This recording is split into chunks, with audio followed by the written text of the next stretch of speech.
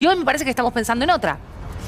Bueno, lo decíamos, está con nosotros Diego Giacomini. Hola, Diego. ¿Qué tal? Buenas noches. ¿Cómo Gracias, andan? gracias por venir, por dejar de lado tus ocupaciones, que son muchas, por suerte para vos, y venir un ratito a charlar con nosotros. Ayer, cuando estábamos todos hablando sobre la posibilidad de que Caputo finalmente sea designado como ministro de Economía, o de Hacienda, o de Finanzas, vos tuiteabas algo muy fuerte. Lo vemos un instante, mirá.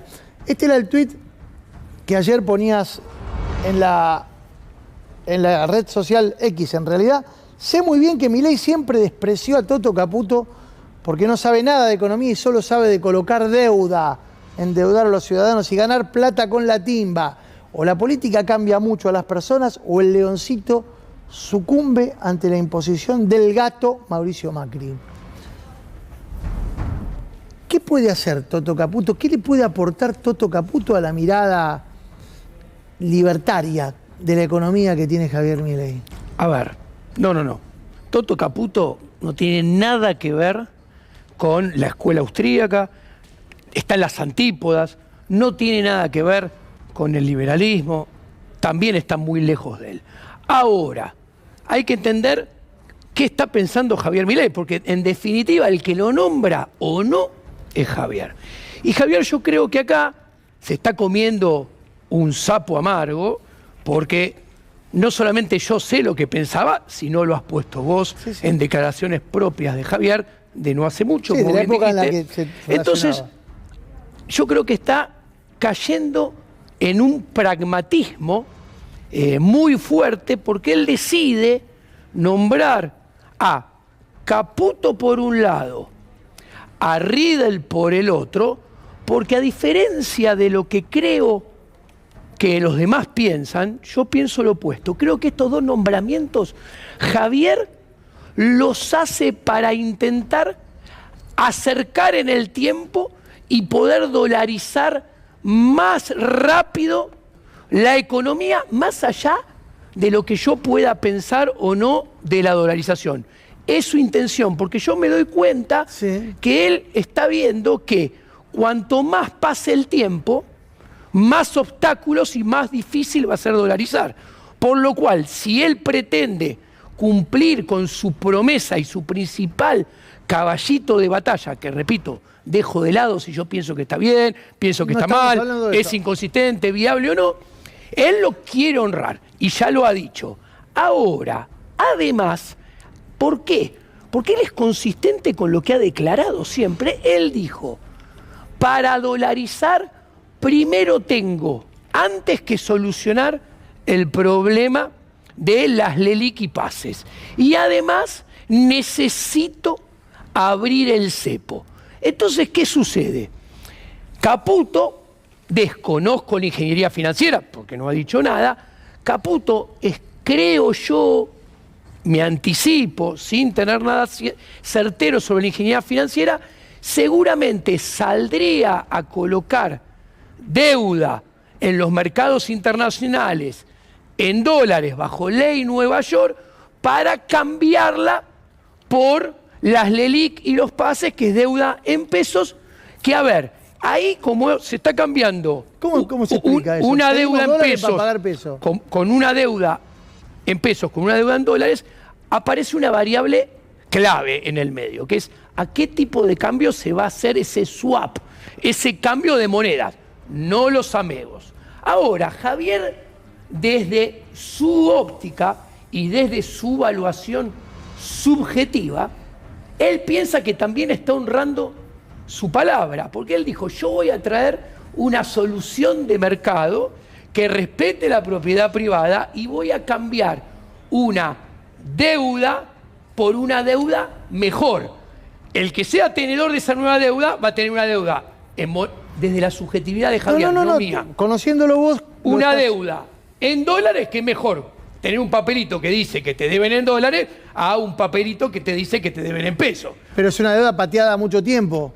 Ahora, hay que ver cómo se instrumenta, porque inclusive no lo sé cómo lo van a instrumentar. Quiero repetir, no se ha hablado nada. No, para nada. A ver, las LELIQ y los pases respaldan los depósitos. Mayormente respaldan los depósitos a plazo fijo del sector privado. Entonces, dependiendo lo que haga Toto Caputo, inclusive podría llegar la situación y la posibilidad que, depende, repito, de lo que hagan, los depositantes puedan acceder a los dólares. No lo sé todavía. Ahora... Me estás contando una parte que parece... Que no lo sé. Por eso no, pero hasta parece amable. Ahora, ¿no hay posibilidad de que a los depositantes les den un papelito? Alguna vez lo hicieron eso, por eso la historia argentina... Un plan Bonex, por ejemplo.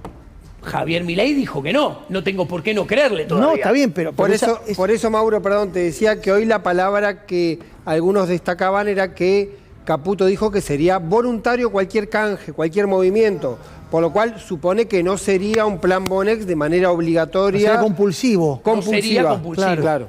Ahora. Lo cual, perdón, sí, Diego, también limita la capacidad para usar esa herramienta, o en todo caso tiene que hacer una operación mucho más atractiva para que alguien te tome esa deuda. Obviamente, digamos. Y dependiendo de la ingeniería financiera que se desconoce por completo, puede haber reducción de la deuda neta puede quedar igual o la deuda neta puede aumentar. Dicho esto, sí, nombrar a Riedel en el Banco Central. En el Banco Central. Que, insisto, es lo que trascendió.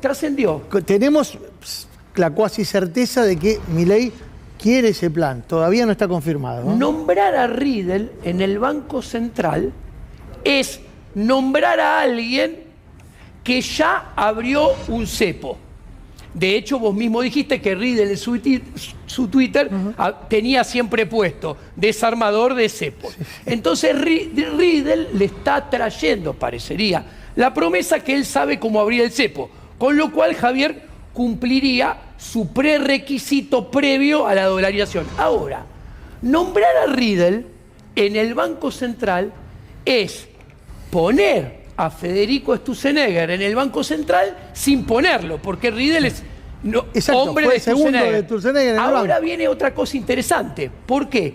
Porque eso libera a Sturzenegger para nombrar a Sturzenegger en otro lugar. Bueno, ahí va, porque lo que por lo menos uno entiende es que al rescatar las LELIQs es una de las partes que pretende hacer Milei. La otra es el plan motosierra, ¿no? O sea, ahí va. Entonces, que es el que uno imagina.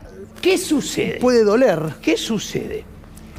Federico Sturzenegger podría ser nombrado, yo sé la estima intelectual y personal que Javier tiene con Federico Sturzenegger. De hecho, siempre ha defendido su gestión. Entonces, lo nombra en el Ministerio de Modernización. Y esto es crucial para el plan motosierra. ¿Por qué? Porque Federico Sturzenegger, debajo de Patricia Bullrich en el PRO, trabajó en la revisión de 3.000 leyes que hacen a la reforma del Estado.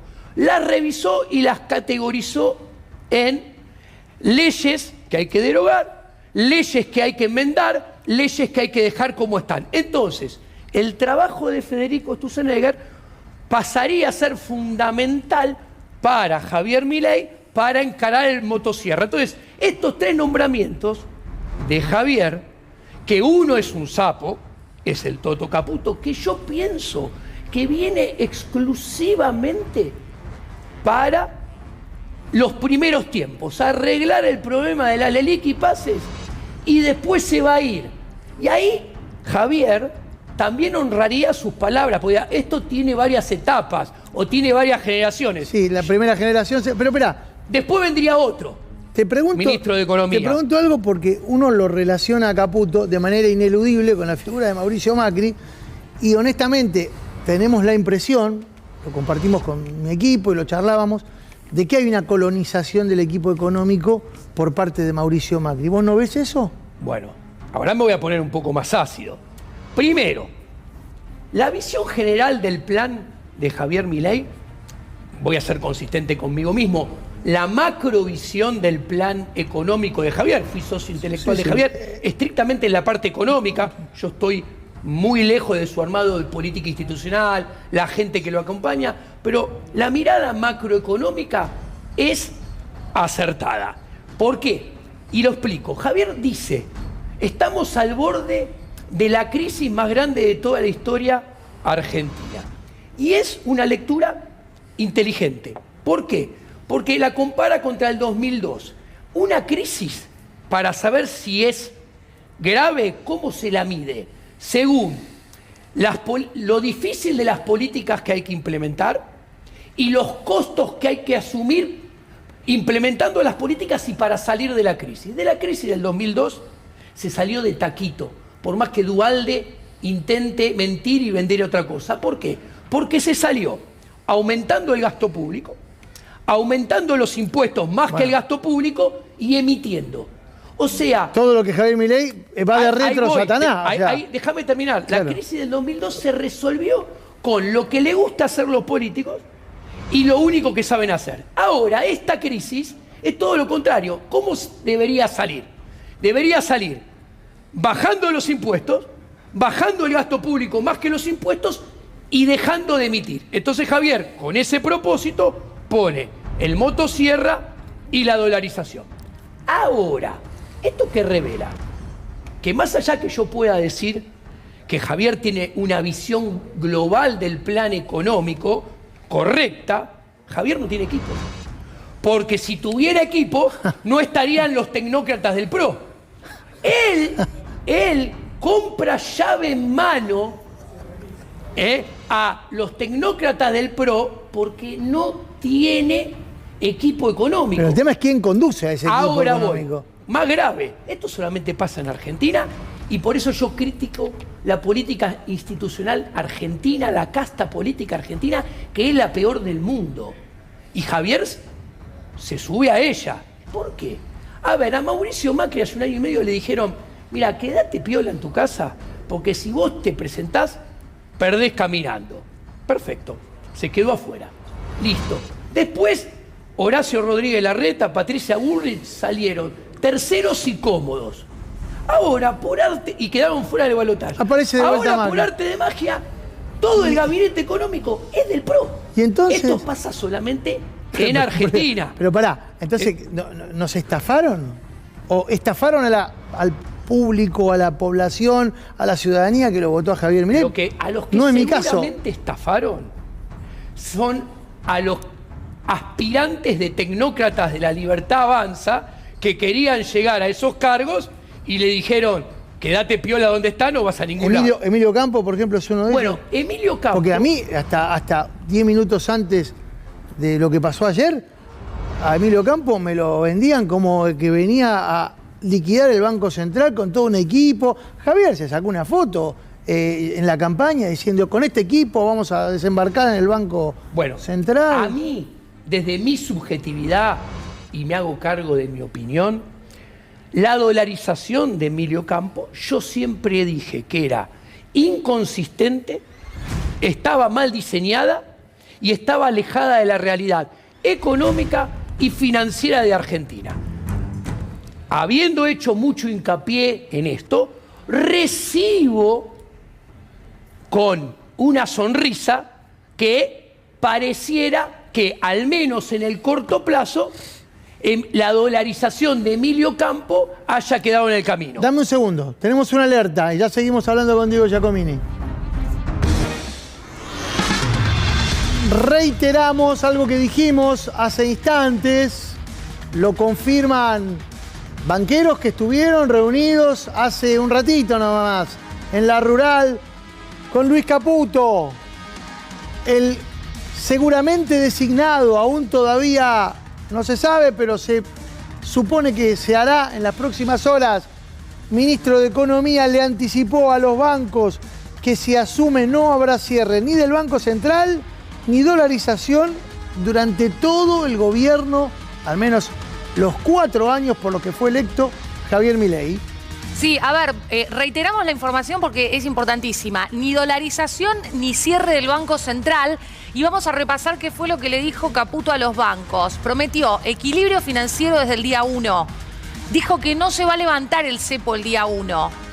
Además dijo que no hay plan Bonex ni reperfilamiento. Prometió política monetaria ortodoxa, políticas de shock en lo monetario y en lo fiscal. Ancla fiscal y monetaria. Dijo que se parte de que la Argentina no tiene credibilidad.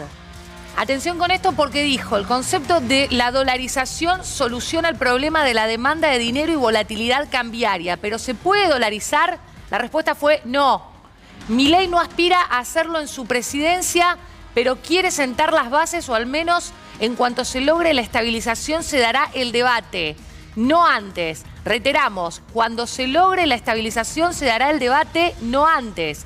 El objetivo es asentar los problemas macro. Vamos a una hoja de ruta súper ortodoxa.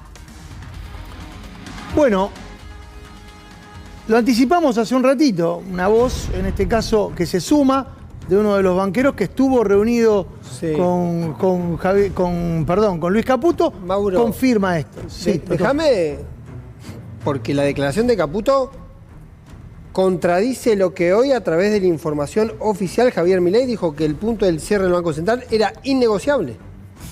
Hace 10 horas, una comunicación oficial de Javier Milei a través de la oficina del presidente electo dijo, uno de sus puntos fue justamente que era innegociable el cierre del Banco Central. Bueno, ahí está. Aparecen... Esta es la comunicación de la oficina del presidente electo. Claro. Como le puso Javier Milei, ante los falsos rumores difundidos, deseamos aclarar que el cierre del Banco Central no es un asunto negociable.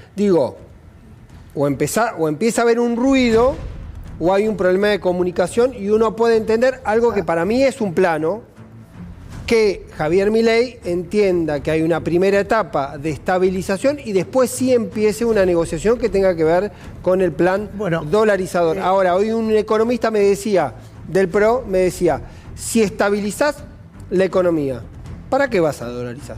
Bueno, es lo que estabas planteando vos. Tal vez pueda haber una etapa, pero esa etapa, ¿qué la está pensando Javier Milei? ¿Su primer gobierno? Primero, vamos por eventualmente busca un segundo mandato, cosa que sería... Contesto el comentario de los economistas del PRO que vos mencionaste, que suelen no saber nada de teoría monetaria. La estabilización puede ser transitoria y no permanente. Y si vos que sabés que la estabilización va a durar un tiempito y no va a durar para siempre, como pasa recurrente y sistemáticamente en Argentina, aprovechás la estabilización cuando lo lográs para dolarizar, porque sabés que es pan para hoy y hambre para mañana esa estabilización que se va a terminar esfumando. Ahora, utilicemos la lógica deductiva basada en el conocimiento empírico y en la acción de Javier. Su caballito de batalla de su programa económico es la dolarización. Su gobierno no empezó.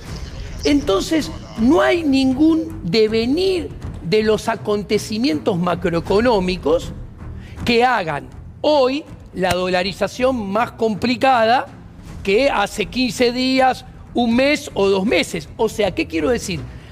Hoy por hoy no empezó el gobierno, no le apareció ningún obstáculo para rever su decisión. Por eso yo creo, y yo confiaría más en el comunicado oficial de Javier Milei, que en el trascendido de una reunión de gente que tuvo con Caputo. Porque es verdad, tiene que pasar tiempo para dolarizar. Javier creo que estas medidas las toma para tratar de acortar esos tiempos sin saber efectivamente cuánto pueden durar los tiempos. Pero si nos paramos y pensamos en sus intenciones, no ha habido ningún acontecimiento para que modifique ese rumbo que él tenía trazado, por lo menos en su bitácora, antes de ganar la elección y ya durante su campaña. Pero déjame volver, a mí me interesa mucho el análisis que hiciste sobre el papel de Mauricio Macri en toda esta historia, porque el lunes se reunieron, vos lo sabés eso, porque bueno, es público. Sí. Lo que no fue público es lo que hablaron. Y yo accedí a información que por supuesto puede ser desmentida, y que tiene que ver con que Macri, entre otras cosas, además de convenir que los anuncios no los haga de la manera que los venía haciendo, que era en entrevistas periodísticas, que aguardara y que en todo caso los fueran analizando y que se los fuera planteando a él, le contó que al día siguiente, de hecho ocurrió eso el martes, él viajaba a Arabia Saudita. O a Qatar. Me parece que era... En Emiratos está. Emiratos Árabes. Emiratos Árabes, bien. Sí. Y que él tiene un plan con Emiratos Árabes, que tiene que ver... Emiratos Árabes. Con la Argentina. Sí. Y no solo con la Argentina, me mencionó la fuente que me comentó esto, también con Boca Juniors. ¿Vos sabés algo? Yo soy socio vitalicio de Boca. Así es ¿Cómo, lo bueno? único que te puedo decir, y jamás lo voté a Mauricio Macri, aún cuando salimos 2 veces campeones del mundo y 3 veces de la Libertadores. A mí me dijeron una frase Sí. que Macri le habría dicho. Esto pensá que fue el lunes. Ayer pasó algo muy importante en la AFA. Sí. Hubo una unanimidad de los clubes de la AFA diciendo no a la privatización del fútbol. Pero el lunes Mauricio Macri le habría dicho a Javier Milei que él le iba a ofrecer a los árabes que Boca Juniors se transforme en el PSG argentino. Bueno, convengamos. Ostero, ¿cómo te cae eso? No, a mí no me cae mal, no tengo ningún problema con ese tema. Yo personalmente, otras personas, mi papá es socio vitalicio y no creo que le guste, pero a ver, no me sorprende. Primero porque si ustedes buscan los tapes de Macri, hace 20, 25 años, él insistía con que los equipos de fútbol fueran sociedades anónimas. Ahora, si vos sos un privado y tenés que hacer negocio con el fútbol, indudablemente lo tenés que hacer con Boca, que es el equipo más grande de Argentina. Es a donde negocios más grandes vas a poder hacer. Sí. Entonces, desde ese punto de vista también tiene lógica. Es a donde... Ahí estás viendo Sí. la bombonera que quiere hacer Macri si es electo vicepresidente junto con Bueno, Ibarra a algunos metros. Ahí ya me empieza a no gustar, porque a ver, yo tuve la suerte de viajar bastante por el mundo, yo estudié en Inglaterra, viví en Inglaterra, y si a vos, a todo hincha de fútbol, le preguntás qué cancha en el mundo quiere conocer, te dicen la Bombonera. Entonces, realmente, dejar de tener la Bombonera sería una decisión comercial y marketinera económica de las más tristes que se podría encontrar. Mientras te acomodan el micrófono, Sí. Diego, voy a hacer un planteo también de información, Sí. pero quiero saber si o manejás la información o tenés alguna opinión formada al respecto. Porque hablaron también de la situación de la Argentina. Sí. Y Javier Milei recibió por parte de Macri lo que, según me contaron, Macri le dijo al respecto de uno de los planes que él tiene para plantearle a las personas con las que se iba a ver en Emiratos Árabes, con las que seguramente ya se reunió. Y eso está relacionado con la posibilidad de traer el dinero que Javier Milei necesita para empezar a despejar el camino de cara a su plan dolarizador. Por ejemplo, para el rescate de las LELIQs. Claro, uno dice, ¿pero que le van a prestar plata? ¿Va a ir a buscar plata? No. Que aparentemente hay gente en ese país al que fue Macri interesada en algo que está en el sur, en la Patagonia, que se llama Vaca Muerta. Sí. ¿Vos tenés algo de información de eso? Yo no tengo información al respecto, pero uno puede hacer una deducción lógica a partir de declaraciones y el conocimiento de la forma de pensar que tienen los actores. Por ejemplo, han declarado que quieren privatizar YPF, ¿ok?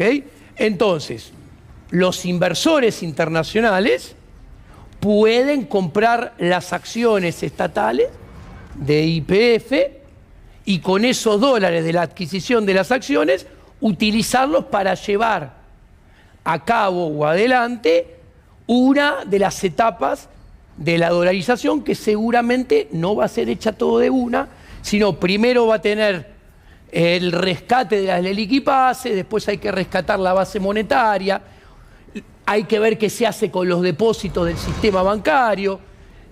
Todo está en el aire porque propuestas técnicas presentadas a la sociedad sobre papel no hay. Mis compañeros Sí. pueden hacer alguna pregunta. Yo Sí. apelo a tu conocimiento, porque cuando leíamos hoy en el comunicado que decía que el cierre del Banco Central no se negocia, la duda que surge es si cerrás el Banco Central necesitas otro tipo de moneda.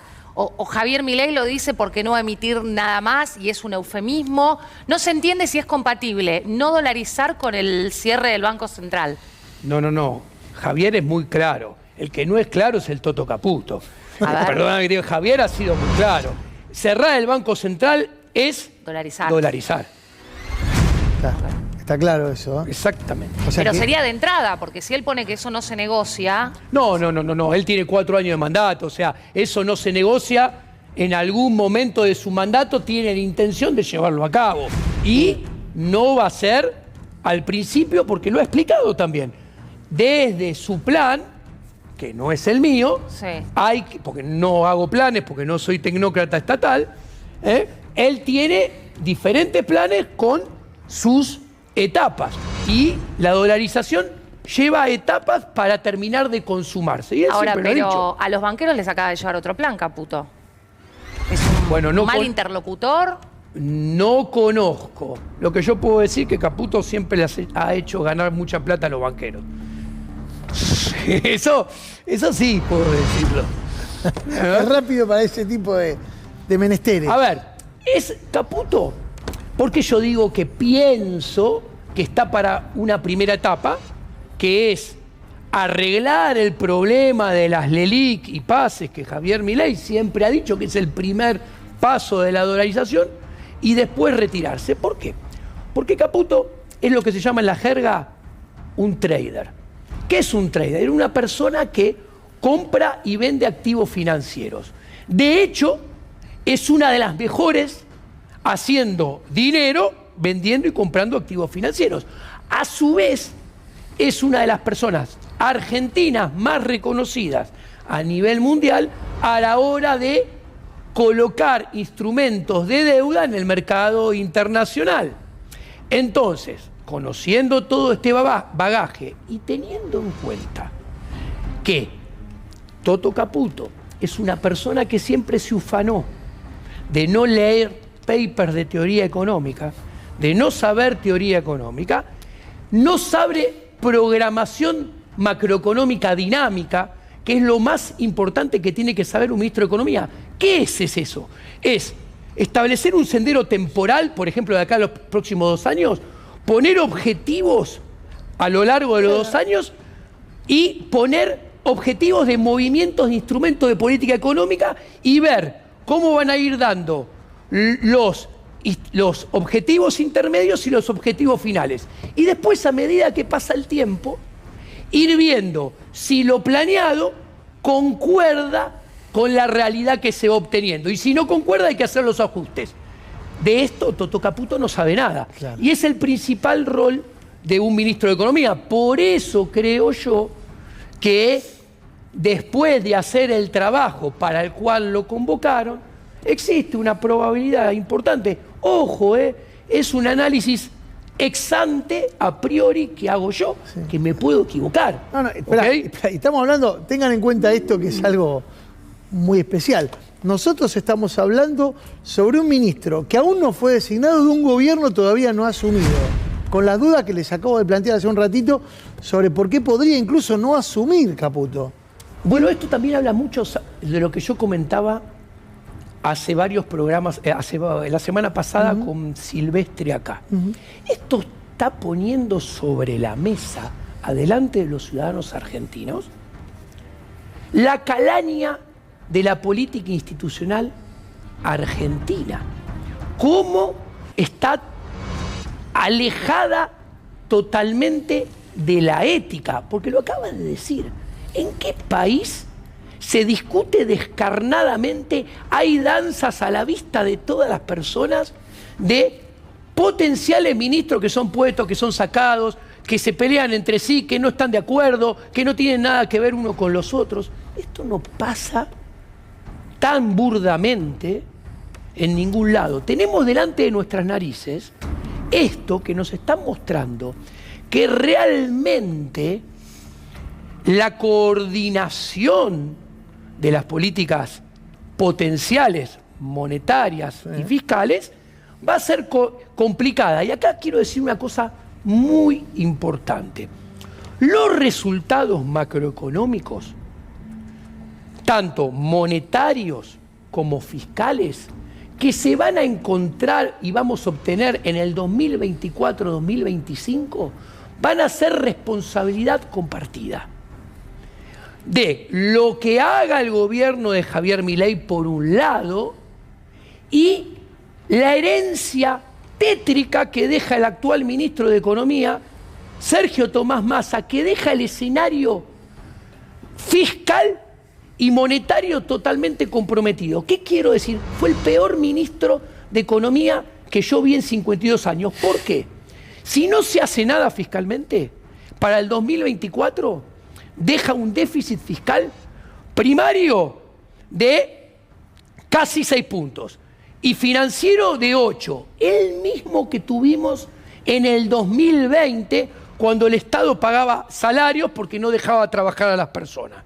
En el área monetaria, con un plan monetario estabilizador exitoso, mira, este año va a cerrar con una inflación en el último trimestre promedio mensual del 12 y va a cerrar en 180, 190 la inflación interanual. Si en el primer semestre tenemos una inflación de 18% promedio anual, que a ver, es hiper probable. ¿Por qué? Porque el tipo de cambio oficial va a saltar mucho, porque van a corregir tarifas, porque la emisión monetaria de Massa no terminó de efectuarse y recién está empezando a hacer efectos. Entonces, ¿qué sucede? Si salta 18 en el primer semestre la inflación mensual y después baja un tercio a 6%. Sí, dijiste anual, por eso te iba a corregir. No, la promedio mensual 18 en el primer semestre y baja exitosamente a 6 promedio mensual en el segundo semestre. La inflación interanual va hacia 440, 450 en algún momento del primer semestre y cierra el año en 280. O sea, ¿qué quiero decir? Milei, aún siendo exitoso, tiene asegurado que por culpa de Sergio Tomás Massa, el 2024 va a tener muchísima más inflación en un escenario exitoso que en el 2023. Un 30-40% más. Mauro, ¿vos? Sí, Diego, hay un mantra que repite el presidente electo, Sí. los que se van, los distintos funcionarios que se van nombrando, los que se... Digamos, un mantra de la libertad avanza, que es el ajuste lo hace la política. Y la pregunta es, ¿el ajuste lo hace la política o inevitablemente el ajuste, como siempre, lo va a terminar pagando el pueblo? Concreto. Yo creo que los que van a pasar peor el proceso de ajuste en términos sociales va a ser la clase media. ¿Por qué? A ver, pensemos, si Massa devaluó un 21% y la inflación mensual saltó de 6 a 12, redondeando, imagínense qué pasaría con una devaluación del tipo de cambio oficial de un poquito más del 100%. Entonces, entendés que el 18% promedio mensual es saltar del 12 al 18, no es ninguna locura. Si el dólar se va a 800, que no sería... Exactamente. No hay manera que los ingresos de los cuentapropistas, los ingresos de los autónomos, el poder adquisitivo del salario se le arrime a esa inflación. Si a esto le sumamos que va a haber sinceramiento de tarifas y va a haber una fuerte recesión, que ya la hay. ¿Por qué? Porque con Massa, con los datos cerrados de septiembre, mira, la macroeconomía en general está cayendo menos 1.6. La construcción está cayendo menos 2.9, con Massa en septiembre. La industria está cayendo menos 1.0. Las ventas minoristas están cayendo menos 2.5. Y esto viene así hace 6 meses. Massa deja servida en bandeja, venga quien venga después, una recesión mucho más fuerte que la que vive hoy en día en el primer semestre del 2024. O sea, por culpa de Massa, venga quien venga, vamos a tener un 30-40% más de inflación y una economía mucho más fría que la que tenemos hoy en día. ¿Pero por qué considerás que no lo dicen? ¿Quién? Porque no lo fueron diciendo a lo largo de toda la campaña, más bien todo lo contrario. Si vos Diego. pensás en la masa votante, no de la Libertad Avanza, del PRO, sobre todo, que acompañó en la última etapa, ahí está concentrada la clase media, porque a Javier Milei, y es mérito de Javier, ¿por qué? Porque, voy a ser claro, Javier no es gorila, Javier no es elitista, aunque sí es conservador, pero no ser elitista y no ser gorila le permite llegar a las clases bajas que sí lo votaron. Clases bajas que tienen muy en claro que no tienen que votar nunca el elitismo y el clasismo de Mauricio Macri. Déjame preguntarte para cerrar algo que tiene que ver. Bueno, está claro que vaselina vas a necesitar, sobre todo vos si nos estás viendo y sos un asalariado, que integrás la clase media, sufrida como siempre, más sufrimiento. Eso está claro, lo explicó muy bien recién Diego. ¿Te acercarías de vuelta a Milei? Mirá,